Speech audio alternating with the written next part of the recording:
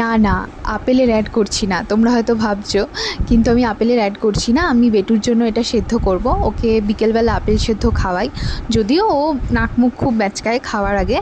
আমি কিন্তু ছোটোবেলায় আপেল সেদ্ধটা খেতে খুব ভালোই বাসতাম। তোমাদের কার কার বেবিরা আপেল সেদ্ধ খেতে ভালোবাসে বলো তো?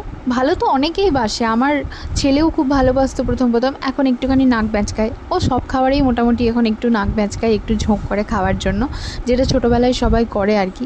তো আমার ছেলেও তার ব্যতিক্রম নয়।